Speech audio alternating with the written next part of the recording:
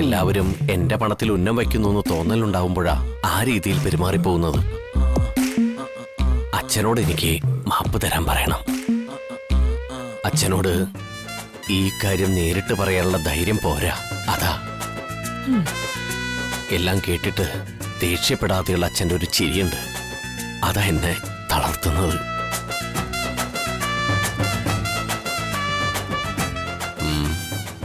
അമ്മ വീഴുന്ന ലക്ഷണം കാണുന്നില്ല. സാഗർ എനിക്ക് പണം വാരി എറിയുന്നുണ്ട്. പക്ഷേ സാഗർ പറഞ്ഞ കാര്യം ചെയ്തു കൊടുക്കണമെങ്കിൽ അമ്മയുടെയും അച്ഛൻ്റെയും വിശ്വാസം നേടിയെടുത്തേ പറ്റൂ. അതിന് കുറച്ച് പണം ചെലവാക്കിയേ പറ്റൂ. അമ്മേ, അച്ഛനോട് പറയണം, വീട്ടു ചെലവിനുള്ള പണമൊക്കെ ഞാൻ തരുന്നുണ്ടല്ലോ. അതുകൊണ്ട് കാര്യങ്ങൾ മുന്നോട്ട് നീങ്ങുന്നില്ലെങ്കിൽ കുറച്ചധികം പണം കൂടി തരാൻ ഞാൻ തയ്യാറാണെന്ന് പറയണം. അതല്ല, വീട്ടു ചെലവ് മുഴുവനും ഞാൻ വഹിക്കണമെങ്കിൽ അതിനും ഞാൻ തയ്യാറാണ്. ഇത്തരം വാഗ്ദാനങ്ങളൊക്കെ കേൾക്കാനേ നല്ല സുഖമുണ്ട്. പക്ഷേ നീ അത്ര വലിയ ഔദാര്യമൊന്നും ചെയ്യണ്ട. ഇപ്പൊ പോന്നത് പോലേക്ക് അങ്ങ് പൊയ്ക്കോളും. നിന്റെ കൂടെ പറപ്പില്ലേ എന്റെ മൂത്ത മോള് വസന്ത, അവളുടെ വാദങ്ങളൊക്കെ നീ ശരിക്കും കേൾക്കുന്നുണ്ടല്ലോ. അത് കേട്ട് കേട്ടേ സ്വന്തം അച്ഛനമ്മമാരുടെ തലയില് ചുറ്റിക പായിക്കാതിരുന്നാ മതി. ഇതിനിടെ അവളുടെ പേര് നിന്നമ്മേ വലിച്ചഴക്കുന്നത്. അത് വിട് അമ്മേ. പിശുക്കന്റെ വാഗ്ദാനമായിട്ട് എന്റെ വാക്കുകളെ അമ്മ കാണരുത്. ഞാൻ ആത്മാർത്ഥമായിട്ട് പറയാ, അച്ഛന്റെ ഏറ്റവും വലിയ സ്വപ്നമില്ലേ 3 നില വീട്, ഇപ്പോ അതിനെക്കുറിച്ചൊന്നും കേൾക്കുന്നില്ല. കൊള്ളാം. അതിനെക്കുറിച്ച് ഞാൻ പറഞ്ഞപ്പോഴാണല്ലോ ഇവിടെ ഭൂകമ്പം ഉണ്ടായതേ. സമ്മതിക്കുന്നു. അതുകൊണ്ടാണല്ലോ ഞാൻ അമ്മയോട് മാപ്പ് പറഞ്ഞ് പുതിയൊരു മനുഷ്യനായിട്ട് വന്നിരിക്കുന്നത്. സ്വപ്ന വീടിന്റെ തുടക്കം കുറിക്കാൻ ഞാനൊരു നല്ല തുക തന്നേക്കാമെന്ന് അമ്മ അച്ഛനോടൊന്ന് പറയണം. സന്തോഷം. നീ അങ്ങനെയൊന്ന് പറഞ്ഞു കേട്ടല്ലോ. പക്ഷെ തൽക്കാലം അച്ഛനെ ആ കാര്യത്തിന് ആരുടെയും ക്യാഷ് വാങ്ങാൻ പോകുന്നില്ല. ഓക്കെ. ഒരുപക്ഷെ അച്ഛന്റെ തീരുമാനത്തിന് മാറ്റം വന്നാൽ അതെന്നെ അറിയിക്കുന്നത് ഒരു കുറച്ചിലായിട്ട് കാണരുതെന്ന് അച്ഛനോട് പറയണം.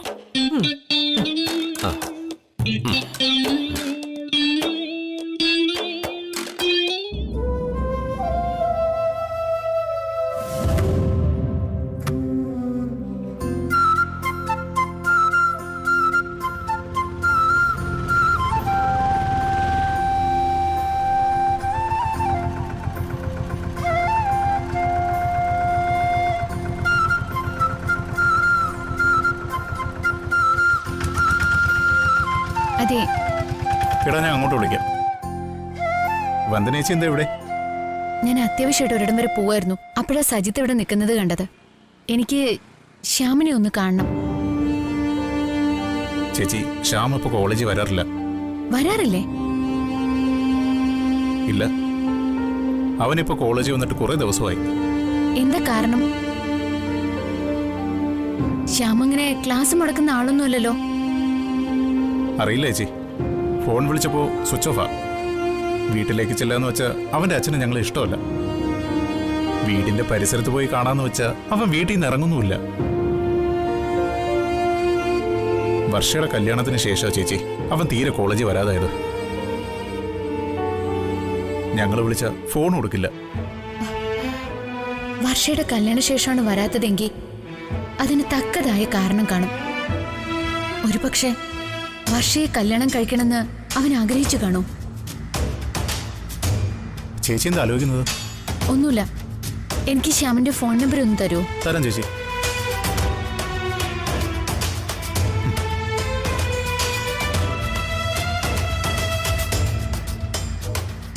അഥവാ ശ്യാം വരുന്നെങ്കിൽ ഞാൻ അവനെ തിരക്കിയിരുന്നു എന്നൊന്ന് പറയണം. എനിക്ക് ശ്യാമിനെ അത്യാവശ്യമായിട്ട് കാണേണ്ട ആവശ്യമുണ്ടായിരുന്നു. അവനെ കണ്ട ചേച്ചി തിരക്കി വന്നിരുന്നു എന്ന് പറയാം. ചേച്ചിക്ക് സുഖമാണോ? സുഖം. സജിത്തിന്റെ നമ്പർ കൂടി ഒന്ന് തരൂ. പറയാം ചേച്ചി.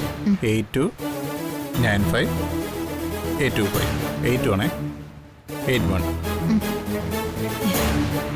ഇനി ഞാൻ ശ്യാമിനെ വിളിച്ചിട്ട് കിട്ടിയില്ലെങ്കിൽ സജിത്തിനെ വിളിക്കും. ശ്യാമിന്റെ വീടൊന്ന് പറഞ്ഞു തരണം. ശരി ചേച്ചി. ചേച്ചി, വർഷയ്ക്ക് സുഖാണോ? സുഖ. എന്നെയും പോട്ടെ.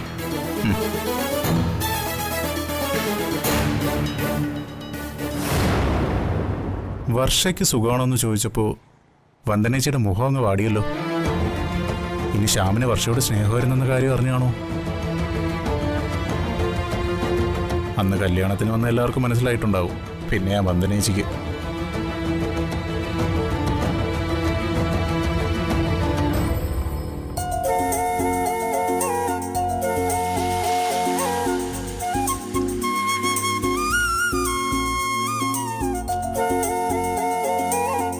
വിനു, വിനു, ആര് കേൾക്കാൻ? അത്താഴം കഴിക്കാൻ ഇനി ഞാൻ ഓരോരുത്തരെയും പോയി വിളിക്കണം. നടുവേദന എടുത്തിട്ട് വയ്യ. ശ്ശോ, സുചിത്ര ചെയ്യുമ്പോ ഇതിന്റെ പാടറിഞ്ഞില്ല. വിനു,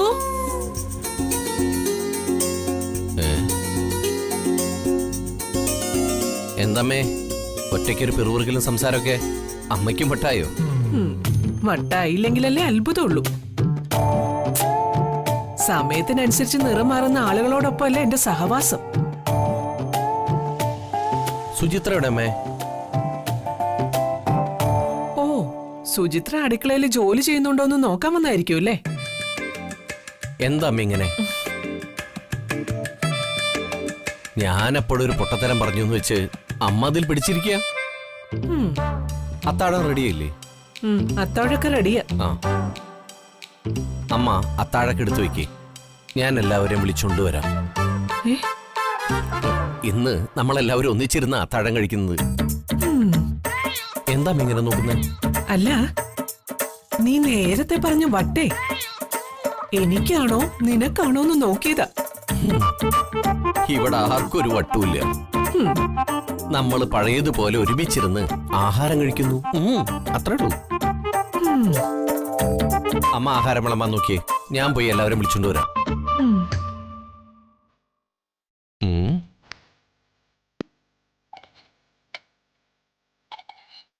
ആ, അതെ, നാളെ ഞാൻ ഓഫീസിൽ നിന്ന് വരുമ്പോ നല്ല കരിമീൻ വാങ്ങിച്ചിട്ട് വരാം.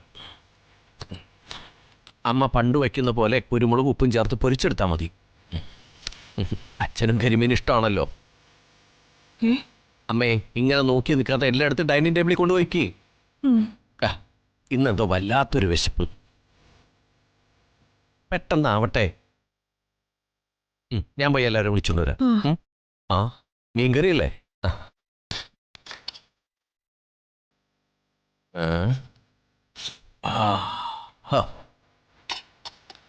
എന്തൊരു മണം.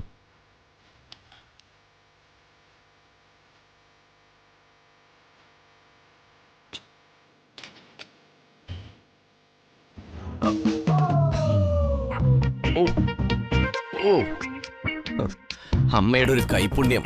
ഓ, എൻ്റെ അമ്മേ, ലോകത്താർക്കും കിട്ടില്ല. അച്ഛൻ ഭാഗ്യവൻ തന്നെ. അയില വറുത്തതുണ്ട്, കരിമീൻ പൊരിച്ചതുണ്ട്, ഇന്ന് നമ്മുടെ ഊണ് ഗംഭീരാവുല്ലോ.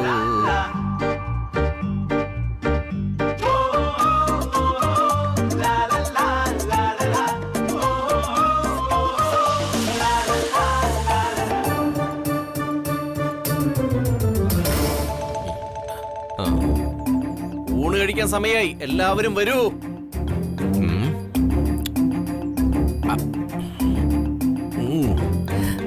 നല്ല മീൻ.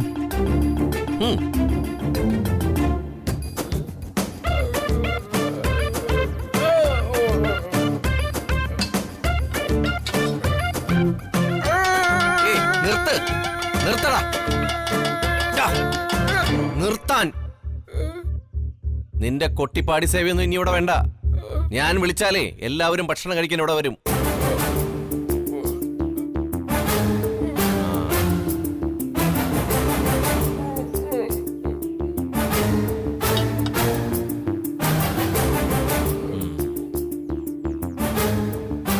നീ ഈ കുടുംബത്തിൽ അംഗമാണ്. എല്ലാവർക്കും ഒപ്പം ഇരുന്ന് ഡൈനിങ് ടേബിളിൽ തന്നെ ഇരുന്ന് ഭക്ഷണം കഴിക്കണം. എഴുന്നേൽക്ക്. എഴുന്നേൽക്കടാ. വാ.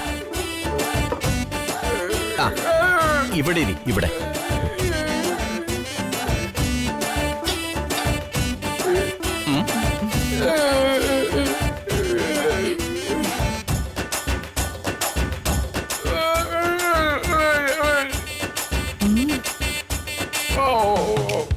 ഞാൻ പോയിട്ട് മാധവേട്ടനെ വിളിച്ചോണ്ട് വരാം. വേണ്ട, അമ്മ ബുദ്ധിമുട്ടണ്ട. അച്ഛനെ പോയി ഞാൻ വിളിച്ചിട്ട് വരാം. എന്നാ ആ, വാ വാ വാ, എല്ലാവരും വാ.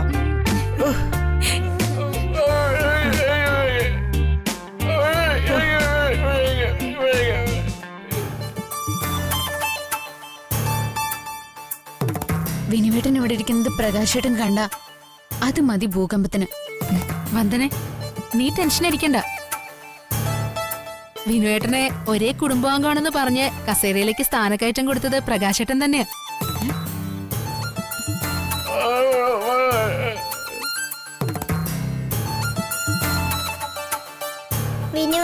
സൂപ്പർ. പ്രകാശന്റെ തലയിലെ തിരിച്ചറിവിന്റെ ടോർച്ച് അടിച്ചത് നീയാണോടി സുചിത്ര? എന്താന്നറിയില്ല അച്ഛമ്മേ, പ്രകാശേട്ടൻ ആകെ ഒരു മാറ്റം. അച്ഛന് പണം കിട്ടാനുള്ള എന്തോ ഒരു വഴി തെളിഞ്ഞിട്ടുണ്ട്. ഗൂഗിളെ വേണ്ട, അച്ഛൻ ഇങ്ങനെ കുറ്റപ്പെടുത്തി ശീലിക്കല്ലേ. അപ്പൊ അമ്മ കുറ്റപ്പെടുത്തുമല്ലോ. അമ്മ കുറ്റപ്പെടുത്തുന്നത് പോലെയല്ല നീ കുറ്റപ്പെടുത്തുന്നത്. അങ്ങനെ തൊട്ടതിനും പിടിച്ചതിനും ഒന്നും അച്ഛനെ കുറ്റപ്പെടുത്തി ശീലിക്കരുത്. അച്ഛനെ സ്നേഹിച്ചും ബഹുമാനിച്ചും വേണം മക്കള് വളർന്നു വരാൻ. ഡാ, പ്രകാശേട്ടൻ ഊണ് കഴിക്കാൻ വിളിച്ചപ്പോ തന്നെ മഹാത്ഭുതം ഫീൽ ചെയ്തു. പരസ്പരമുള്ള ശത്രുത കുടുംബത്തിൽ ആർക്കും ഗുണം ചെയ്യില്ല. പിന്നെ പിണക്കങ്ങൾ തീരുന്നെങ്കിൽ തീരട്ടെ എന്ന് കരുതിയ ഒരുമിച്ചിരുന്ന് ആഹാരം കഴിക്കാന്ന് കരുതിയ. ഗോകുൽമോൻ പറഞ്ഞതാ ശരി. പ്രകാശേട്ടൻ എന്തോ ലാഭകരമായ ഏർപ്പാട് തടയാൻ പോവുക. കുടുംബാംഗങ്ങൾ സഹകരിച്ചാലേ അത് നടക്കൂന്നുള്ള അവസ്ഥയായിരിക്കും. അതിനാ ഇത്രയും നാളെടുക്കാത്ത സോപ്പ് ഇപ്പൊ പതയ്ക്കുന്നത്.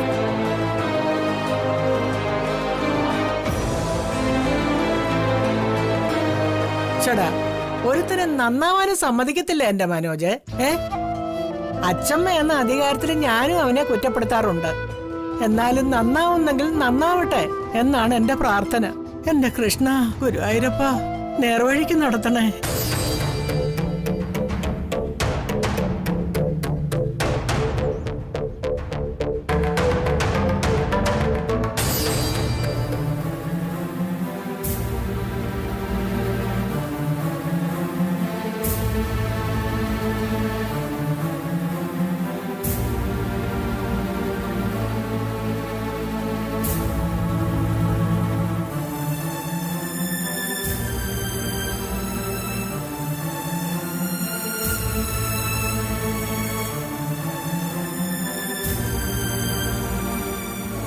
അച്ഛാ, അച്ഛനെന്തായി ആലോചിക്കുന്നേ?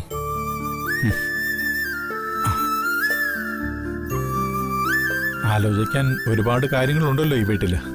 അച്ഛാ, അച്ഛൻ ആഹാരം കഴിക്കാൻ പാ. എനിക്ക് വിശപ്പില്ല. ആ അച്ഛാ, ആഹാരം വിളമ്പി വെച്ച് അവിടെ എല്ലാവരും കാത്തിരിക്കുക. എല്ലാവരും കാത്തിരിക്കുന്നോ? അതെ, അതാണല്ലോ അച്ഛാ പതിവ്. ആ പതിവൊക്കെ തെറ്റിയില്ലേ? ഇന്ന് എല്ലാവർക്കും അവരവരുടെ കാര്യം, അവരവരുടെ ലോകം. എല്ലാവരുടെ മനസ്സും അകന്നു മാറി പരസ്പരം കാണാനാകാത്ത വിധത്തിലായില്ലേ? ആ അവസ്ഥയ്ക്കൊരു മാറ്റം വരണ്ടേ? അതിനാ എല്ലാവരും ഒന്നിപ്പിച്ചത്. അച്ഛൻ ആഹാരം കഴിക്കാൻ വാ.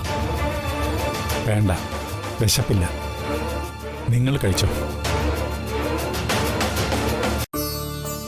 നിനക്ക് ഓർമ്മയുണ്ടോ പണ്ട് ഞാൻ നിനക്കൊരു സൈക്കിൾ വാങ്ങിച്ചു തന്നത്? അത് മനോജ് എടുത്തൊന്ന് ചവിട്ടിയ ദിവസം സ്കൂളിലേക്കെന്നും പറഞ്ഞ് പോയ നീ അർദ്ധരാത്രി കഴിഞ്ഞിട്ടും മടങ്ങി വന്നില്ല. ഒടുവിൽ സ്കൂളിൽ ഒളിച്ചിരുന്ന നിന്നെ വാച്ചറാ ഇവിടെ എത്തിച്ചത്.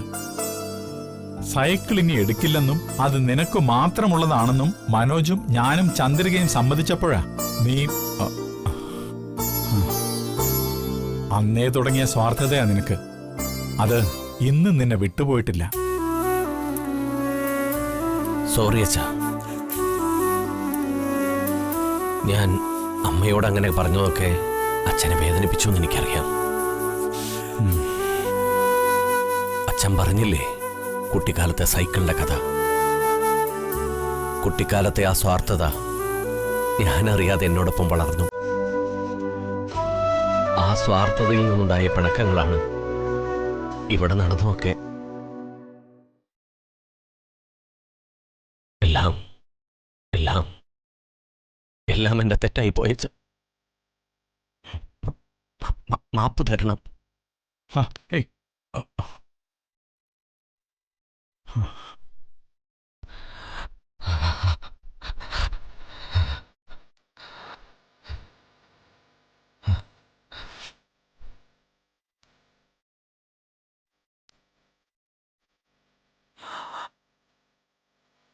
അച്ഛൻ വന്ന് എല്ലാവരോടൊപ്പം ഇരുന്ന് ആഹാരം കഴിക്കണം. അച്ഛനില്ലാതെ ഞാൻ പോവില്ല. എല്ലാ അച്ഛന്മാരും മക്കളുടെ മുമ്പിൽ സന്തോഷത്തോടെ തോറ്റു കൊടുക്കാറുണ്ട്. ഞാനും തോറ്റു. വാ വാ വാ.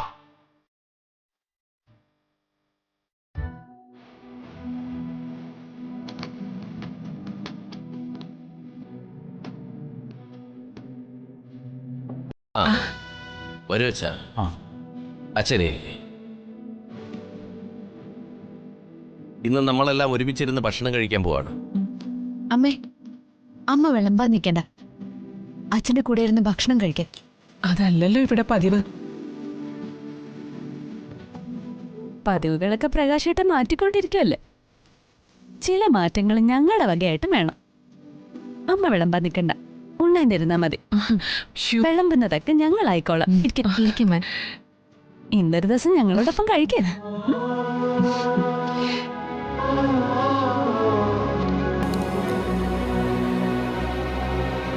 ഹരിത ഒരു അടുക്കളപ്പണിക്ക് സഹകരിക്കുന്നില്ല എന്നുള്ള പരാതിയല്ലായിരുന്നോ സുചിത്രയുടെ അടുത്തേക്ക്?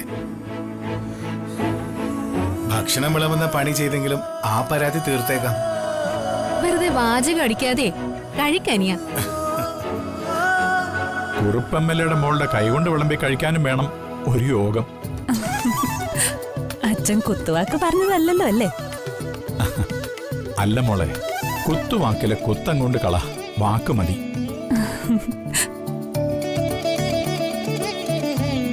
കുത്തും വെട്ടുമൊക്കെ തൽക്കാലം നിർത്തിവെച്ചിരിക്കല്ലേ. കുടുംബത്തിന്റെ ഒത്തൊരുമ തകർന്നല്ലോ എന്നോർത്ത് ഞാൻ ആകെ തളർന്നിരിക്കുകയായിരുന്നു. ഇപ്പൊ എനിക്ക് ആ വിഷമം എല്ലാം മാറി. ഈ സന്തോഷം എന്നും നിലനിർത്തി തരണേ എന്റെ ഭഗവാനെ. അതെ, ദുഃഖങ്ങൾക്കിടയിലും ഒത്തൊരുമയിലാണ് നമ്മളെന്ന് ആശ്വസിക്കാൻ കഴിയണം. എല്ലാവർക്കും അതൊരു ബലം തന്നെയായിരിക്കും, അല്ലേ ചന്ദ്രികേ? അതെ മാധവേട്ട. ഇന്നത്തെ കറികളൊക്കെ അടിപൊളിയായിട്ടുണ്ട്. അമ്മയുടെ സഹായം കൂടി ആയപ്പോ മരുമോൾക്ക് കൈപ്പുണ്യവും കിട്ടിയിട്ടുണ്ട്. ആശ്വാസം. എന്റെ ഭർത്താവിന്റെ നാവ് കൊണ്ട് ഒരു നല്ല വാക്ക് കേൾക്കാനായല്ലോ.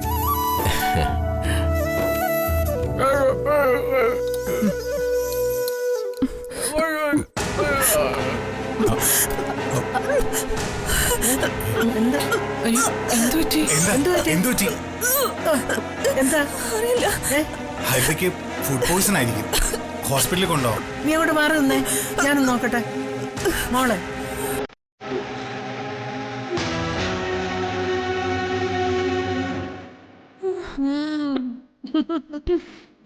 ഇത് ഫുഡ് പോയിസൺ ഒന്നും അല്ല. പിന്നെ പിള്ളേരെ, നിങ്ങൾ അറിഞ്ഞില്ലേ? മാധവോ നമ്മുടെ കരുതേ ഒരമ്മയാകാൻ പോവാ.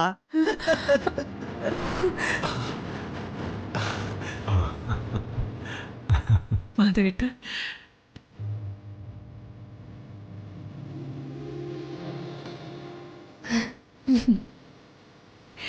എന്റെ ഈശ്വര.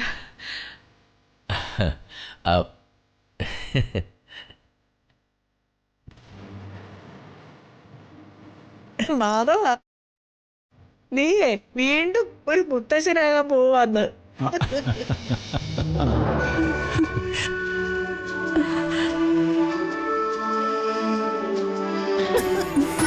വാ. വാ. പോ, പോ. ഹരിതയ്ക്കും മനോജിനും ഇനിയും വിശ്വാസമായില്ലേ? ചോറിന്റെ മണം അടിച്ചപ്പോ വയറു പെരുപ്പും ഛർദി. ഇങ്ങോട്ട് നോക്കിയേ, കണ്ണുകളിൽ നല്ല വിളർച്ച. സരോജിനി ആരും ഗർഭലക്ഷണം നോക്കാൻ പഠിപ്പിക്കണ്ട. ഹരിത ഗർഭിണിയാണേ. മാധവ.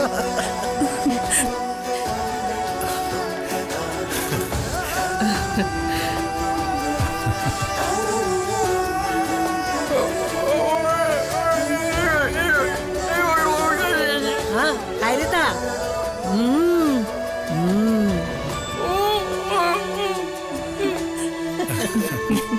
മോളെ, നാളെ തന്നെ നിന്റെ വീട്ടിൽ പോയി അമ്മയോട് നേരിട്ട് ഈ സന്തോഷ വാർത്ത അറിയിക്കണം. അതെ മോളെ, നിന്റെ മനോജിന്റെ ഒളിച്ചോട്ടം മൂലം നിന്റെ അമ്മയ്ക്കുണ്ടായ എല്ലാ വിഷമങ്ങളും ഈ സന്തോഷ വാർത്ത കേൾക്കുമ്പോ ഇല്ലാതാവും. പോകാം അമ്മേ. ദിയെ, നമുക്ക് കളിക്കാൻ കൂട്ടായിട്ട് ഒരു അനിയനും കൂടെ വരാൻ പോവാ. എന്നെ പോലെ ഒരു സുന്ദരി അനിയത്തി ആയിക്കൂടെ?